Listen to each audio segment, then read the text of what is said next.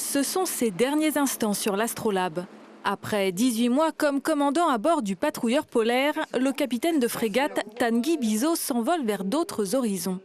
Cette place, c'est la place que j'ai occupée comme commandant de l'équipage A de l'Astrolabe pendant 18 mois. Et donc c'est le fauteuil du commandant. Il y a une chose qui a marqué mon esprit de commandant, c'est l'année dernière, lorsqu'on est arrivé en terre à Delhi. Il y avait encore énormément de banquise, donc le bateau s'est accosté sur la banquise. Et après avoir déchargé une partie du matériel qu'on devait livrer, on a eu un petit moment de détente avec l'équipage sur la banquise. Et c'était un moment c'est un moment unique.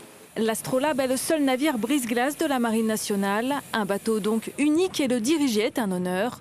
Ce jeudi matin, lors d'une cérémonie de passation, l'ancien commandant a laissé place au nouveau, Benjamin Tutois.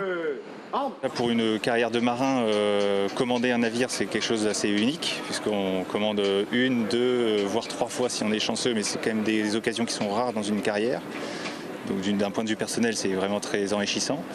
Et puis après, on va continuer de faire tourner le bateau pour qu'il remplisse ses missions. L'Astrolabe effectue des missions de soutien logistique en Antarctique et des missions de souveraineté dans les TAF. Il lui arrive aussi d'aider d'autres navires en difficulté, comme au début du mois. Récemment, le patrouilleur polaire Astrolabe a prêté assistance à une vie en danger, donc un palangrier australien dont l'un des membres d'équipage a été victime d'une crise cardiaque.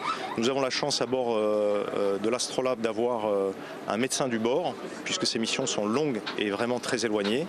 Eh bien, nous avons pris en compte le sauvetage de cette vie humaine.